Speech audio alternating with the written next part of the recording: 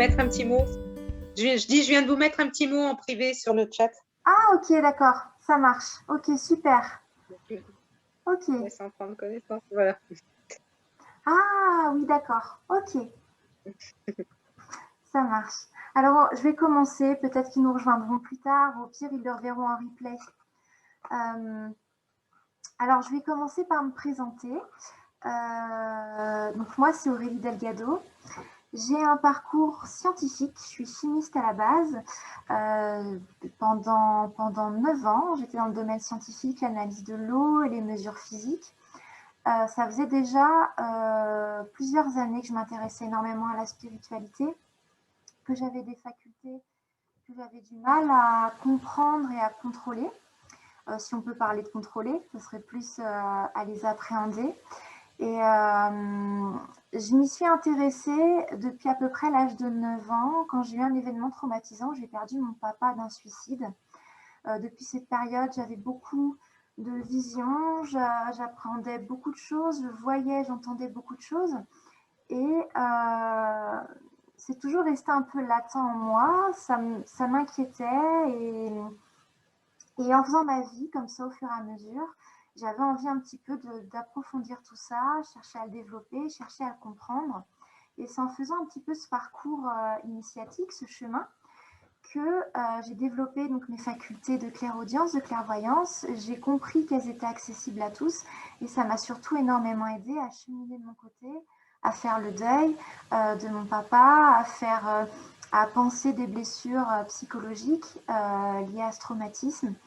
J'avais accumulé au fur et à mesure des années beaucoup de problèmes aussi physiques. J'avais eu des problèmes de genoux, j'avais eu des problèmes de bronchite chronique, une dépression. Et en développant petit à petit cette magie que j'avais en moi, qu'on a tous en nous, qui est la clairaudience, la clairvoyance et mes ressentis énergétiques, j'ai commencé petit à petit à m'approprier ce qui faisait le genre humain, qu'est-ce qui me composait, qu'est-ce qui faisait mes émotions, qu'est-ce qui me faisait vibrer, et surtout comment euh, manipuler un petit peu mes énergies, mettre des mots sur mes émotions, mettre des mots sur ce que je voyais, je ressentais. Et petit à petit, je suis rentrée dans le développement personnel, la spiritualité, sans m'en rendre compte. Et avec le temps, j'ai grandi, j'ai évolué et j'ai surtout guéri des blessures où je n'avais pas de solution à côté. Dans cette conférence, j'avais surtout envie d'aborder ça, c'est qu'on a tous ce pouvoir en nous, on a tous cette magie où on peut aussi devenir autonome déjà avec ses propres énergies, avec ses propres blessures, ses propres faiblesses, qui fait aussi le genre humain de chacun. Et en mettant des mots dessus, en se les appropriant et en comprenant un petit peu qu'elles sont normales, qu'elles ont un message et qu'on peut composer avec. Et c'est en composant avec, c'est en acceptant tout ça qu'on les transforme, qu'on transforme notre regard, qu'on prend du recul et surtout que on devient plus fort, on reprend un petit peu notre bateau en main, hein, notre vie en main, on devient le capitaine de notre bateau et c'est en devenant le capitaine de notre bateau on va là où on souhaite vraiment. Alors pour ça, ça nécessite de se connaître, d'apprendre à se connaître, d'apprendre nos qualités, nos faiblesses, nos forces. Mais tout ça, c'est possible et elle est possible sur 3 dimensions. Les dimensions que moi j'appelle l'énergie, tout ce qui va être un petit peu la sphère liée à l'astral, au monde de l'invisible, aux énergies. Ça va être aussi le corps, le physique, parce qu'on comprend maintenant qu'il y a une très grande majorité des maux qui sont psychosomatiques. Donc ça ne veut pas dire que c'est dans la tête, ça veut dire qu'on les ancre dans nos énergies, on les ancre dans notre matière par rapport à notre vision, par rapport à nos pensées, par rapport à nos émotions. Donc on peut avoir un impact aussi sur notre corps physique. Et la 3e dimension, la sphère psychologique. Moi, j'aime bien en général dire un petit peu le schéma. Le schéma suivant. Hop, il y a d'autres personnes qui nous rejoignent. Donc, bonjour. Bonjour. J'avais commencé un petit peu cette conférence. Vous pourrez revoir le début en replay, donc il n'y a pas de souci.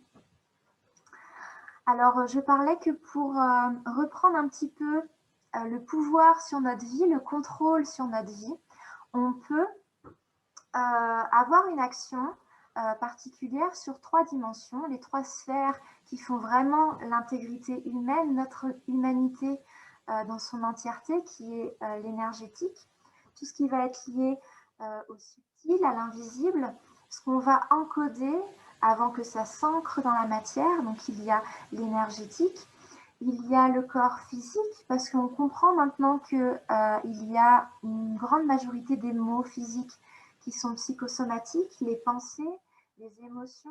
Notre vision va impacter aussi sur la matière.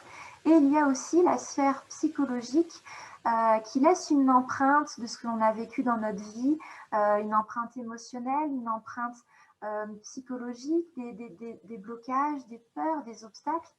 Et déjà, nous, en tant que propre acteur de notre vie, propre créateur de notre vie, on peut consciemment déjà agir sur ces 3 sphères qui nous composent pour reprendre le gouvernail de notre bateau et aller là où on le souhaite vraiment. Alors, bien entendu, ça nécessite surtout d'apprendre à se connaître, d'apprendre à savoir ce que l'on aime, ce que l'on n'aime pas. Très souvent, c'est l'une des plus grandes quêtes, c'est surtout se réapproprier nos goûts, nos envies, ce qui nous a fait vibrer quand on était enfant. Très souvent, quand j'avais des clients, c'était vraiment une part très compliquée de se remémorer un bon souvenir, de se remémorer ce que l'on aime. On a souvent été encodé déjà avec l'éducation, avec la société, et c'est déjà se réapproprier cette part de nous, cette part d'identité qui est ce que j'aime pas, ce que je veux, ce que je ne veux pas. Et voilà, et un petit peu du coup agir, redevenir l'acteur sur nos énergies, notre corps et notre psychologie pour mieux guérir, mieux s'épanouir et revenir un petit peu sur les rails de notre vie et de nos ambitions de vie. Développer sa magie, finalement, c'est quoi? C'est surtout se rendre compte qu'on a tous des facultés liées à nos énergies et liées à notre âme. Autant que notre corps physique a des sens, qui est la vue, l'ouïe, le toucher, l'odorat, notre âme a aussi ses sens dans le subtil et dans l'astral. Comme je l'avais dit en début de conférence, j'ai perdu mon papa à l'âge de 9 ans et c'est après cette perte très traumatisante que j'ai commencé à avoir de plus en plus de phénomènes paranormaux, de visions, de ressentis, même aussi l'odeur. On peut avoir l'odeur au niveau de la voyance, enfin des perceptions astrales. Et depuis l'âge de 9 ans jusqu'à mes 18-20 ans, j'ai commencé à faire mes études à Paris. Ça s'est accentué, ça s'est développé, ça s'est, j'aurais presque dit, pas aggravé, mais plus je les refoulais et plus elles s'imposaient, elles envahissaient ma vie sociale. Et j'ai dû apprendre justement à les accepter, à les comprendre, à mettre des mots dessus pour pouvoir composer avec et en faire mon plus bel atout, mes plus belles alliés pour évoluer et pour grandir.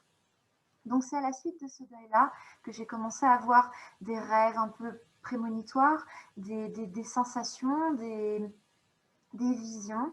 Et ça m'a fait peur pendant une grande partie de mon enfance, jusqu'à peu près mes 20 ans, où j'ai commencé à me dire, bon, c'est quand même de plus en plus courant, c'est de plus en plus fort, il y a quelque chose à faire, il y a quelque chose à voir. Et j'ai commencé déjà à l'époque à faire des stages avec Serge Boutboul, que je vous conseille, qui est un très très grand nettoyeur énergéticien. Peut-être qu'il y a des gens qui le connaissent déjà. Et il a commencé à mettre des mots sur ce que je ressentais, il a commencé à y mettre une technique. Vous avez dû sûrement vous en rendre compte maintenant. On parle énormément de ça, de la spiritualité, des facultés parapsychiques. Donc chaque personne a une définition propre, un lexique qui lui appartient, une expérience propre. Et ça se développe énormément. Donc, il y a énormément de mots, il y a énormément de lexique. Chaque personne a sa définition du mot et du ressenti, ce qui est extrêmement exceptionnel, ce qui est génial. Et à l'époque, déjà, c'était très dur. À l'époque, c'était pas il y a si longtemps que ça, mais il y a 10 ans, on en parlait moins, c'était un petit peu plus tabou encore. Alors, il y a 20-30 ans, c'était encore pire, hein, il n'y avait pas Internet, voilà, c'était un petit peu peut-être plus compliqué d'en parler. Mais déjà, mettre des mots sur ce que l'on ressent, sur ce que l'on voit, sur ce que l'on entend, c'est rassurant et ça permet surtout de comprendre que comment dire, on a un poids dans notre construction de vie. On n'est pas, comment dire,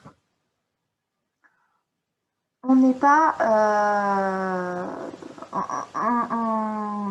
ah, j'ai plus le mot.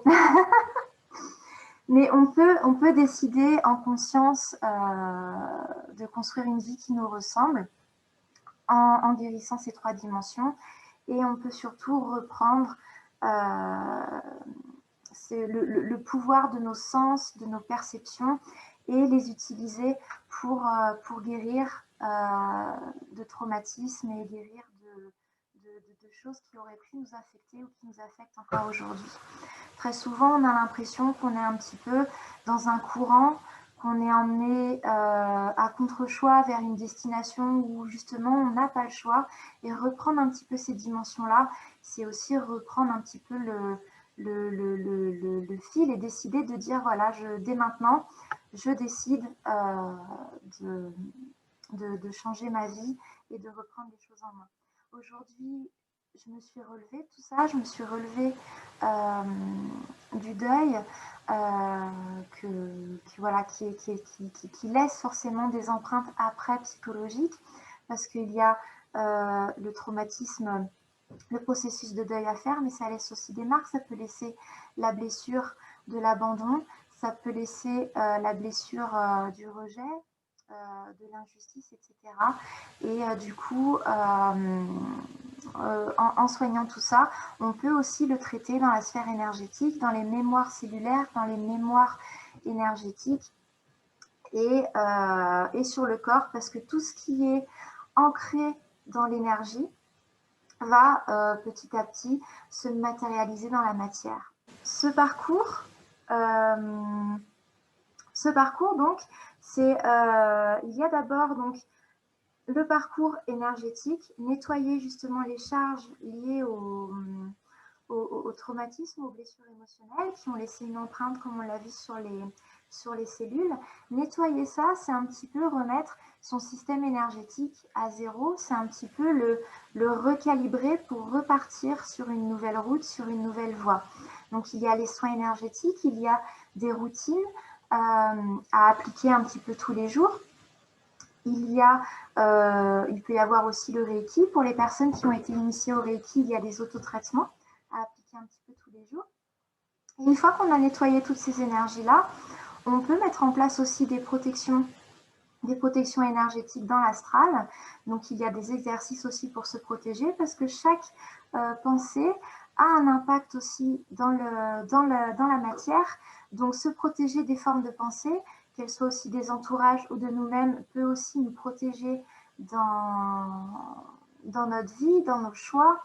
Des fois, ça ne vise pas à mal, mais par exemple, quand on décide par exemple de faire un choix et que l'entourage a peur pour nous, il peut y avoir des formes de projection de pensée qui vont s'ancrer dans un égrégore. Alors un égrégore, c'est quoi? C'est une forme de conscience un petit peu encodée qui regroupe une forme de pensée et qui agit dans l'astral. Donc ce qui agit dans l'astral va après s'imprimer et se mettre en place dans la matière. Donc en nettoyant déjà les énergies d'une part, d'autre part se protégeant dans l'astral, c'est comme si un petit peu on faisait un reboot de notre mémoire énergétique, de tout ce qui se passait un petit peu dans notre vie, et on va démarrer déjà un cycle de changement. On va un petit peu nettoyer le terrain pour que tout se redéroule sur de nouvelles rails, sur une nouvelle voie. Quand on a nettoyé ces énergies, Fatalement, ce qui est toujours aussi bon de faire, c'est de nettoyer son corps. Alors, pour nettoyer son corps, il y a des très bonnes cures de détoxification aussi qui peuvent aider à ça, en nettoyant aussi la cellule au niveau physique. Comme on l'a nettoyé au niveau énergétique, c'est un reboot qu'on fait aussi au niveau physique, donc ce qui va être vraiment le plus actif dans l'instant présent. Parce que entre ce qu'on a encodé dans l'astral et de ce qui va se passer dans le physique, il va se passer une latence de plus ou moins longue. Alors que agir directement sur le physique par une cure de détoxification va permettre aussi d'avoir un changement imminent, déjà qu'on peut repérer au bout de 21 jours, qui est à peu près le cycle de vie d'une cellule de la peau. Donc déjà, en nettoyant les énergies, en nettoyant le physique avec, par exemple, des cures de plantes, en faisant des cures vitaminiques, des cures de minéraux, on peut utiliser la lune aussi, qui est extraordinaire. Ça va faire un combo entre l'énergétique et le physique, parce que comme on le sait, notre corps est composé à 60% d'eau, donc on est aussi soumis au rythme des marées avec la lune. Donc, on peut utiliser des cures descendantes, des cures montantes en fonction de si la lune est montante ou descendante. On peut l'utiliser pour reminéraliser ou nettoyer, détoxifier. Donc, c'est un combo extraordinaire.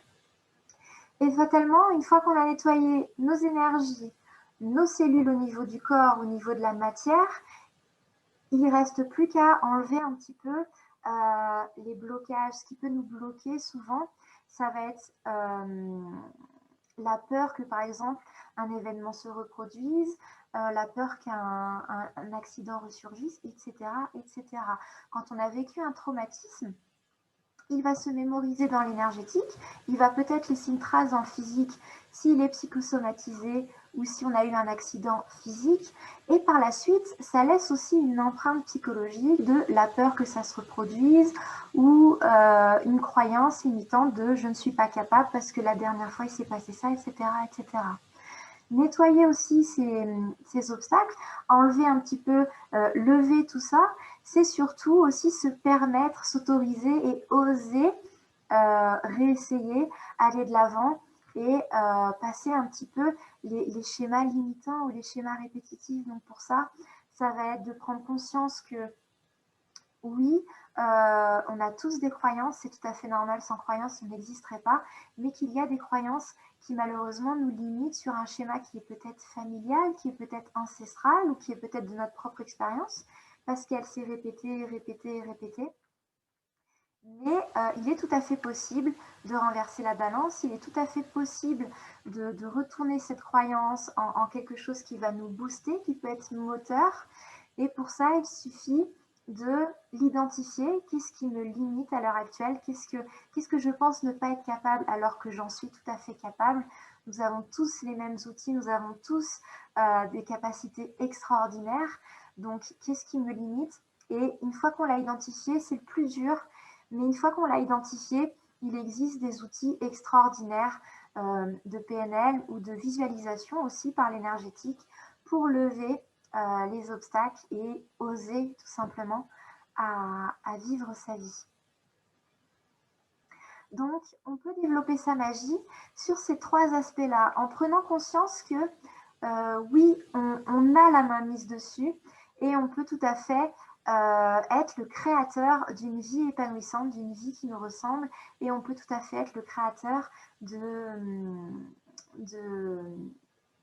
cette belle évolution spirituelle. Ça peut passer aussi par le développement de nos facultés spirituelles, donc la clairaudience, la clairvoyance. Pourquoi? Parce que ça va nous permettre de développer notre canal, donc l'intuition. Et en développant l'intuition, on peut développer le discernement qui fait qu'on va prendre plus facilement des choix, on va plus facilement cerner ce qui nous correspond et ne correspond plus. Et fatalement, du coup, on va beaucoup plus développer notre responsabilité parce que on ne va pas hésiter à prendre les choix en conscience et à prendre la responsabilité de nos choix. J'ai remarqué avec le temps il est beaucoup plus facile d'assimiler, d'accepter nos propres erreurs faites en conscience que des erreurs de choix qu'on a pris en écoutant par exemple notre entourage qui pensait bien faire, mais des choix peut-être qui ne nous convenaient pas. Et c'est beaucoup plus dur à accepter un échec, j'aime pas dire un échec, mais d'un choix qui ne nous correspondait pas à la base. Donc autant faire les choix de notre propre action, de notre propre libre arbitre. Toujours pas de questions du coup? Je suis claire?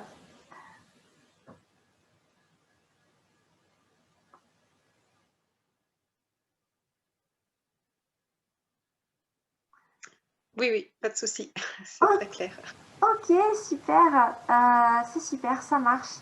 Donc voilà un petit peu pour la conférence. Après, il y a différentes méthodes pour développer sa magie. J'ai mis en place un petit cadeau, une petite surprise justement pour fêter ma bon. Je ne sais pas si tu fêtes un petit peu les équinoxes et les solstices, mais ma bon, ce sont des énergies qui permettent justement de fêter la deuxième récolte de l'année.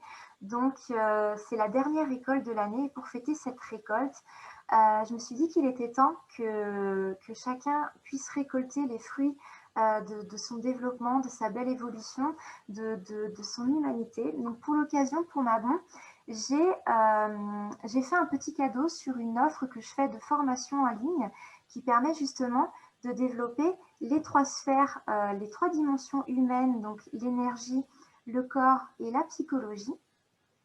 Et c'est un programme en ligne qui comprend 26 vidéos, 26 vidéos en ligne donc réparties en 3 modules. Donc c'est un module énergie, donc comment nettoyer les corps subtils, son aura, comprendre comment est l'anatomie énergétique et comment se faire une routine spirituelle au jour le jour pour pouvoir se protéger dans l'astral des formes de pensée et comment utiliser la lune aussi pour faire des cures de plantes avec le module corps pour comprendre aussi comment nettoyer ses cellules, comment fonctionnent ses cellules et son appareil digestif, parce que l'appareil digestif, c'est vraiment le carrefour entre nos énergies et notre corps, parce que l'appareil digestif est vraiment une grande machine énergétique pour digérer, découper et synthétiser les vitamines, les minéraux, etc. Et c'est vraiment notre matière première, c'est vraiment ce qui nous compose. Et aussi des cures de plantes avec les fiches de plantes, comment elles fonctionnent, comment sont réparties leurs propriétés, leurs principes actifs. Donc il y a toutes les cures, comment les prendre, etc.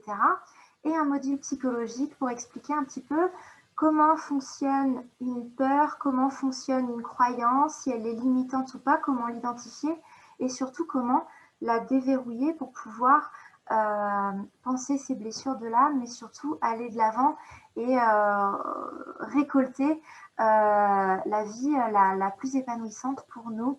À la suite de ce programme, il y a donc des exercices. Donc, j'accompagne les personnes sur un groupe Facebook. Donc, cette formation, elle est en illimité. Et j'accompagne régulièrement en live sur Facebook les personnes dans les exercices. Il y a des exercices très ludiques pour se rendre compte des améliorations avec les exercices.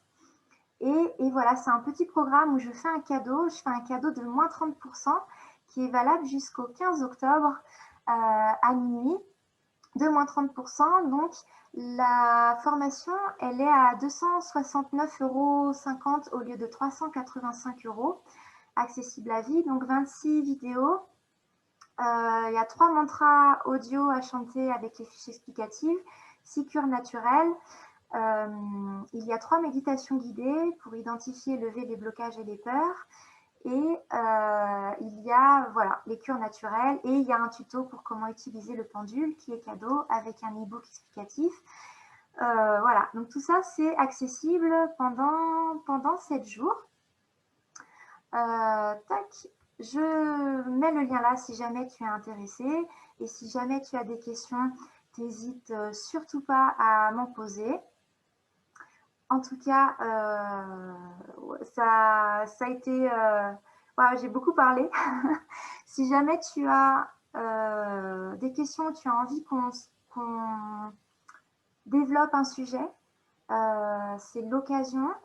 Si tu veux, je ne sais pas si je peux couper l'enregistrement, mais je peux couper l'enregistrement et on peut un petit peu papoter.